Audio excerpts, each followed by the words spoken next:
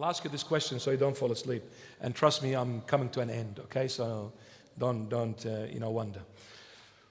What does Father, Son, Holy Spirit mean? I'll ask you this question. Who created the universe? Come on, I want to hear you. Who created the universe? You sure? 100%? No, who created the universe? Who created the universe? Elohim, that's correct. That's the name. But in English, it is, they put God. Look, when you say God, you're saying Father, Son, Holy Spirit. Yes? Jesus Christ is the Son of God who is God. But He is not just the only one, because God is Father, Son, Holy Spirit. The Father is all God, the Son is all God, the Holy Spirit is all God, but all of them are one God. It's like the sun, the S-U-N, that rises every day. The sun is three things. It's circle, it's light, and it's heat. Do you call it three suns or one sun? It's one sun. If you take the circle out, it's no longer the sun. If you take the light out, it's no longer the sun. If you take the heat out, it's no longer the sun. But the sun is not just one. It is one in three and three in one. The circle is not the light. The light is not the heat. So the Father is not the Son is not the Holy Spirit, but three are one Son, one God. So now, who created the universe? Come on. Why are you afraid? God, exactly. Now, another question. Does God lack anything in order for Him to go and create it? Does God lack anything in order for Him to be obliged or obligated to create? No, God is sufficient, correct? Okay. Now, therefore, since God created love in this world, what does that tell you? God is love. Now, I ask you, is there love here on earth? No. Oh my goodness. I don't know why I'm putting myself in this kind of situation. Okay, my children. Is there love on earth? Thank God. Parents, mom and dads, do you love your children? Thank God. So there is love, correct? Now, since God lacks nothing, and since there is love in this world, therefore, that is telling me one thing: God is love, since He is the creator of this world and everything else. And since there is love in this world, that means God is love. Otherwise, if God did not have love in Him, how would He create love in this world? Where would He get that love from? How would He bring it into existence if it wasn't from Him, since He is the only creator? Are you with me? Since He is the only creator, and because there is love in this world, that means God is love. Now,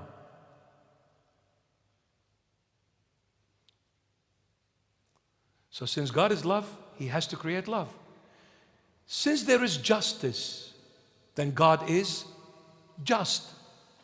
Since there is mercy, then God is mercy. Since there is fatherhood, then God is the Father. Nothing came out of thin air. I don't know, are you with me? Nothing came out of thin air. Since God is the only creator, and whatever is being created came from the Creator, since it came from the Creator, then this Creator must be that thing, otherwise there wouldn't be that thing on earth, because He created it.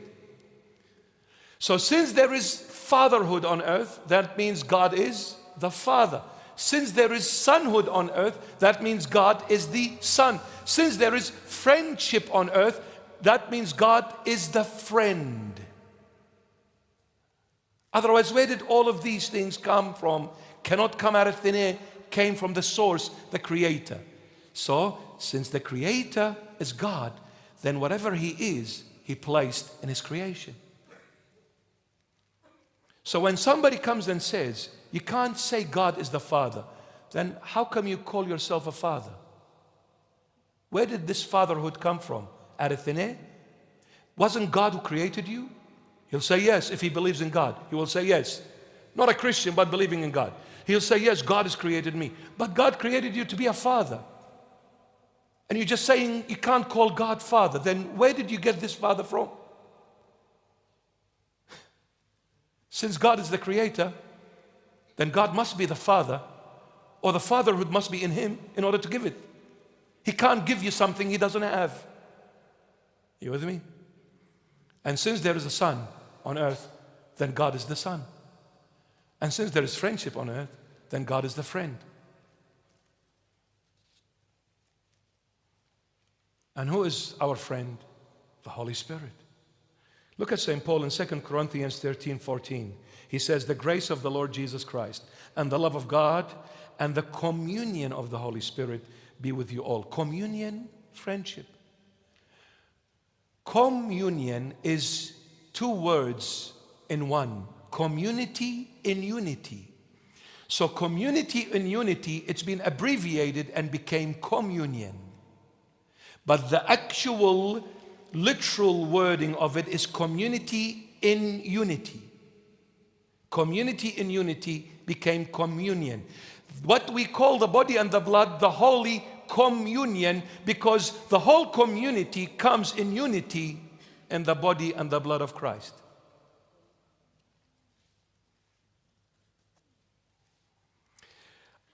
Is the community the same? Are the people in the community the same? No. But when they come to Christ, they all become union, one, united with Christ. So the body and the blood brings the community into unity. And since we receive the body and the blood of Christ, all of us become Christ. One in Him. One in Him. So now the Holy Spirit is our friend. And here, the perfect birth takes place. Please, I'll stamp seal it with this. The perfect birth takes place. God is the Father, He gave us the fatherhood.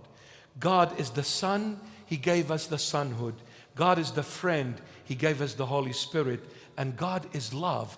And this love was found in Christ and His beloved church. The bond of matrimony, where in marriage the two become one.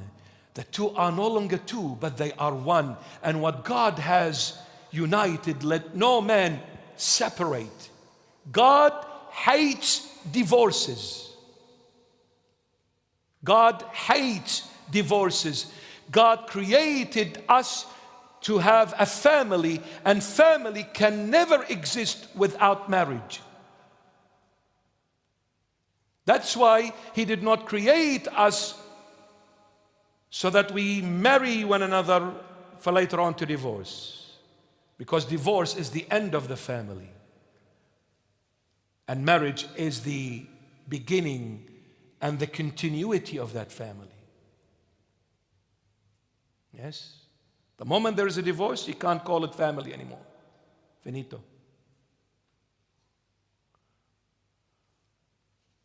Divorce is like death, but without burial. You know how hard it is? You know, when somebody dies, it's not our topic, but when somebody dies, we go and bury them, and it becomes easier later on. Once we put them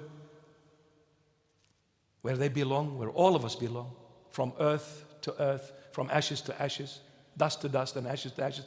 When we go back to that Mother Earth again, then that's it. It's stamp sealed. That's where I came from. That's what I'm going to go back to. It's sealed. It's stamp sealed. The case is settled. But divorce is death, but there is no burial. Why? Because wherever you go, you'll remember you used to walk together. We sat here together, we ate here together, we laughed here together, we watched a movie together, and then all of a sudden you go somewhere and the other partner is there as well, and you see them. It's death, but it's not buried. That's why it's painful.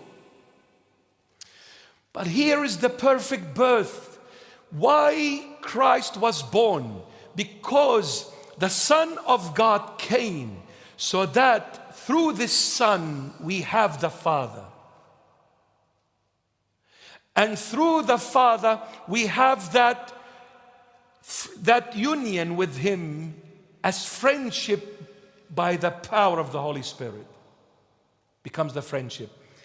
And the Son became the heavenly groom.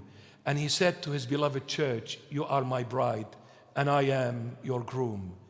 That is the love of God to humanity. Because it is only in one place where the two become one, and that is in marriage. Nowhere else. Father and son, two separate bodies. Mother and daughter, two separate bodies. Brother and sister, two separate bodies. Cousins, separate bodies. The only place where the two bodies become one is in marriage.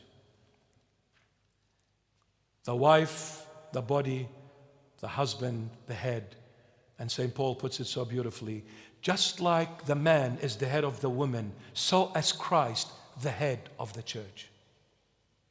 The two become one in matrimonial bond. And this is the love of God to the entire human race.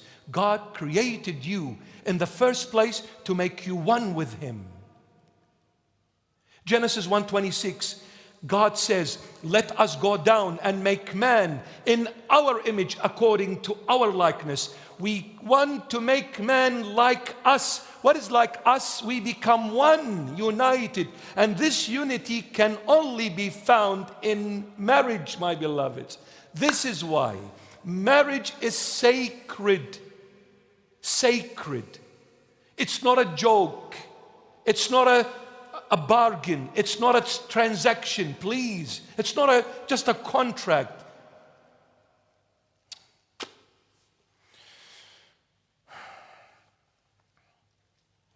This is why God burned to the ground Sodom and Gomorrah. I have to say this. The reason why God burned Sodom and Gomorrah to the ground, because it was sacred marriage happening there. And this is an absolute offense to the Almighty God, because God created male and female for this matrimonial bond, not male and male or female and female. For God's sake, the country that approves such a law will go downhill very quickly, because God will take His hand away from that country. It will be destroyed like Australia and so many countries. Look at Europe, look at Canada, look at America. It became a laughable matter. A laughable matter. I'm not judging. I'm just stating the truth for the truth's sake. It was Christ the King.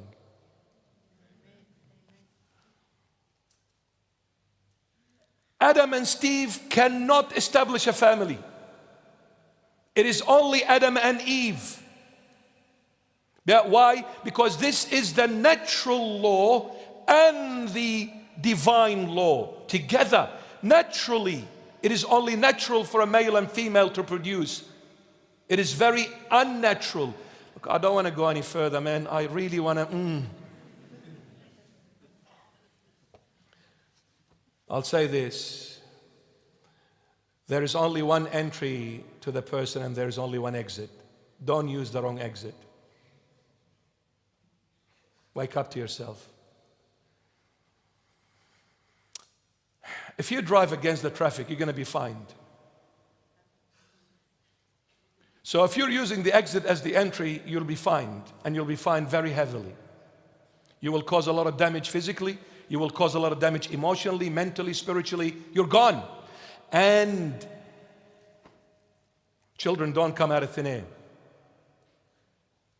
They come from God. If I ask anyone, is race sacred? Anyone, an atheist, any human being. Is race sacred? They'll say yes. I'll say, well, okay. How come you are making the race sacred but you are desacralizing marriage, which is the foundation to the race.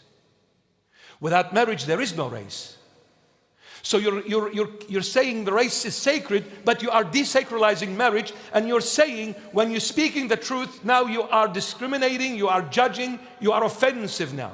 Well, you'd answer me this question. If race is sacred to you, then why isn't marriage the same, since marriage is the foundation to this race?